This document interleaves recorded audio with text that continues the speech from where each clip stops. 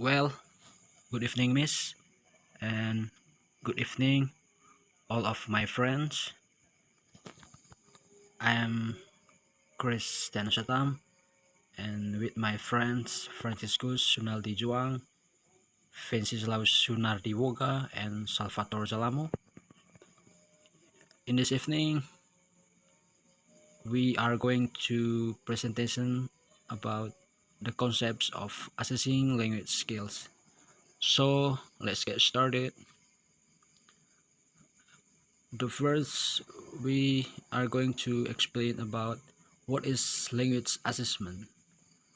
Language assessment is the field of study under the umbrella of applied linguistics.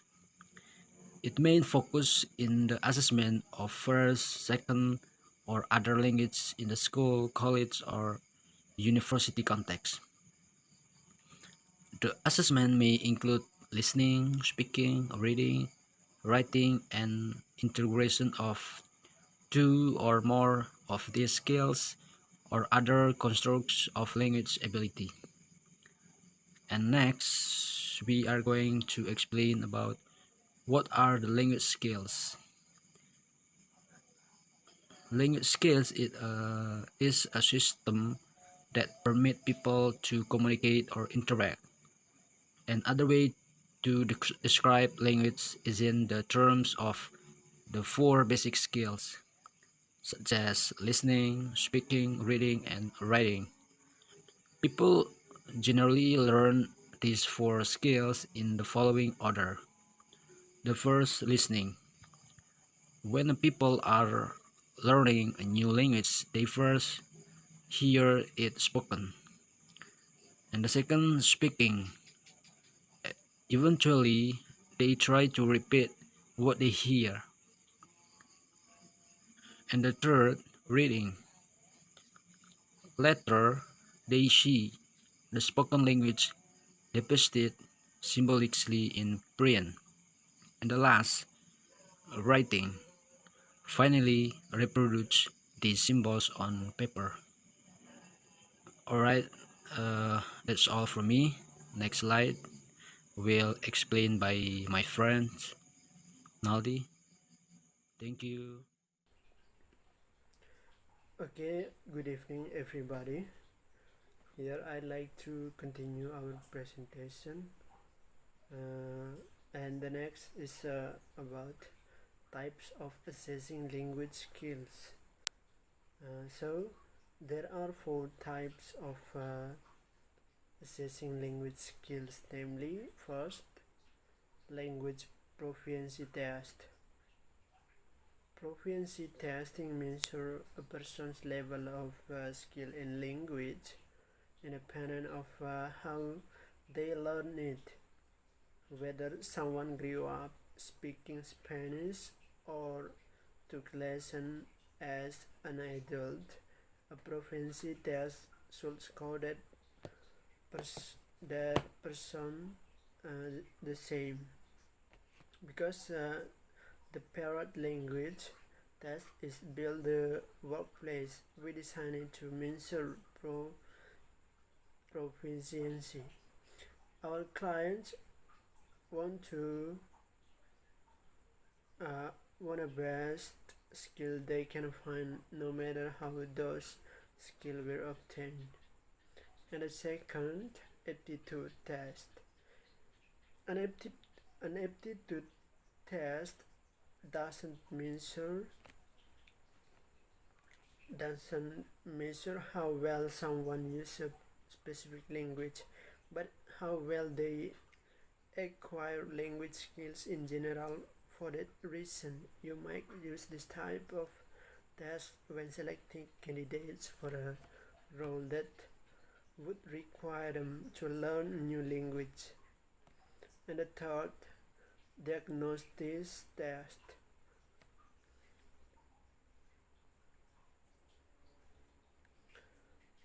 Proficiency tests usually provide a general assessment of a person's full language skills. In contrast, diagnostic tests identify specific strength and weakness within that skill set.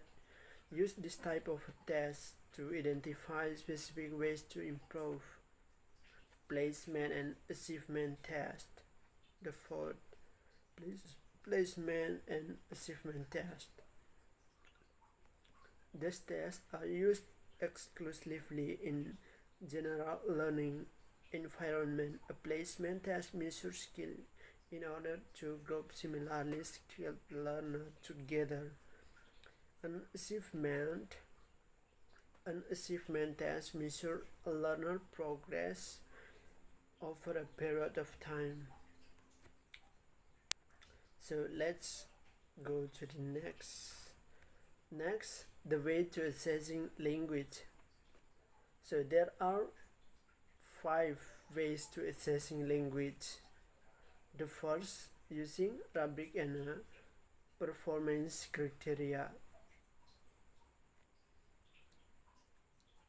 and the second, using oral presentation of performances, and the third, using non-verbal assessment, the fourth, using written assessment, and the last, using the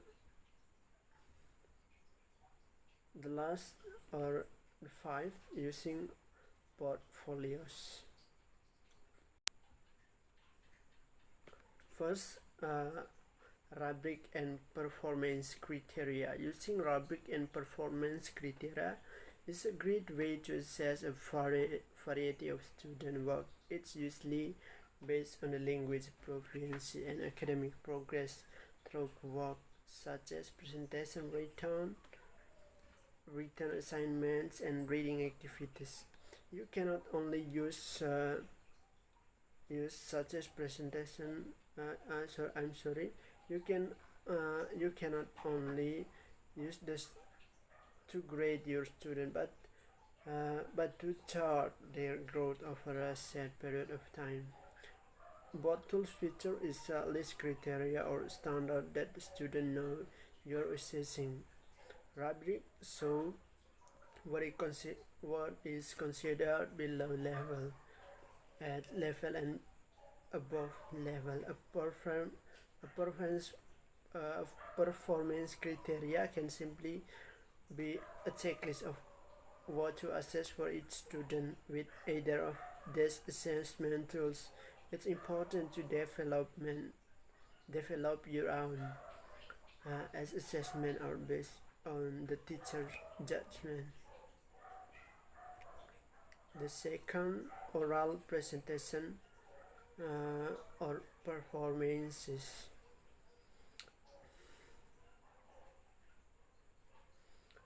Many students who have test anxiety might get nervous because their reading or writing skill are not very good. That doesn't mean, however, that they aren't proficient in oral skill. Assessing oral presentation or performance typically include role plays, interview, oral report, and summarizing or paraphrasing pieces of text. When used on an ongoing basis, it's a great way to monitor student comprehension through a longer period of time.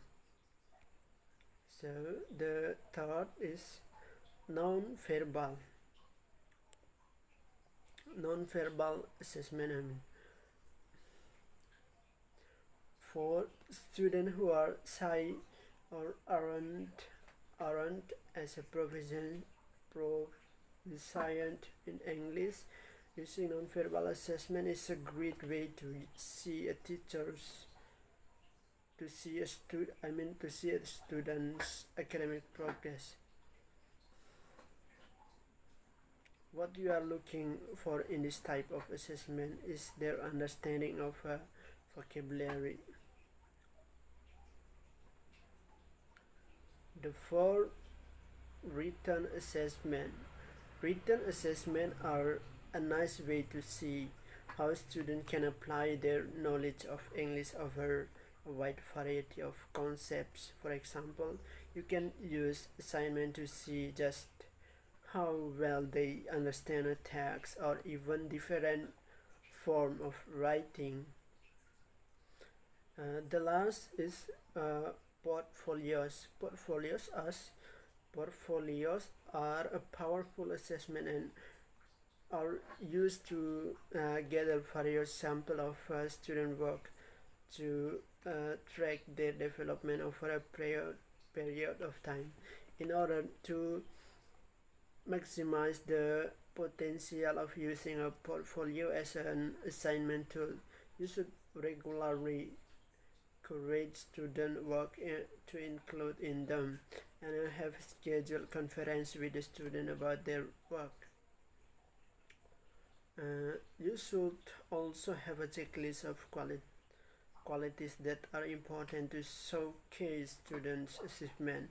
Not only do you critique and assess their work, but so should the student. That way they are responsible for their learning and take more ownership of making sure that they improve.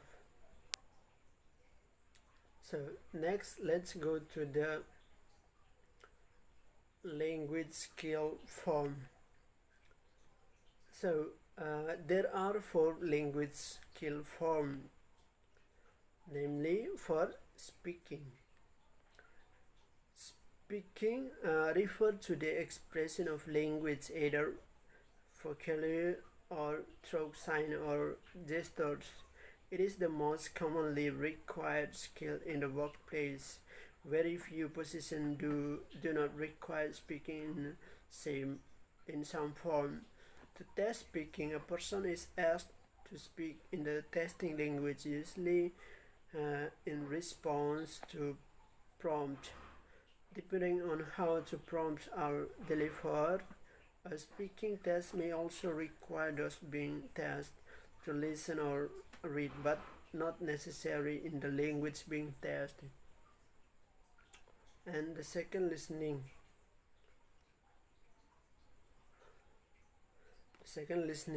Simply put, listening is the reception of speech. A listening test is different from hearing test in that a hearing test measures how well your ears receive sound in general, not necessarily language. You can test listening by having some listen to speech and demonstrate understanding. For that reason, a listening test almost always requires a minimum level of speaking or writing skills, but not necessary in the specific language being tested. The third, writing. If speaking is the expression of thought through language, writing is the expression of language through symbols. A writing test gathers and analyzes writing samples, usually in response to prompts provided by the test.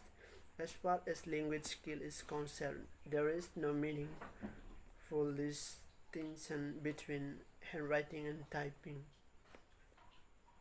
The fourth, reading. Reading is the interpretation of written language. A reading test provided passages of writing and gather the test take response either to the passages in general or to specific question about the passage. So in conclusion, the language skill is a skill possessed for assessing language skill that a person or student has in assessing language skill that includes speaking, listening, writing, and reading. Assessment of language skill is very important because we can find out the level of ability of our student. To assess the language skills, we can use several ways such as rubric performance, rubric and performance criteria, oral presentation or performances, non-verbal assessment, written assessments, and portfolio. So that's all from our group for this material, and thank you.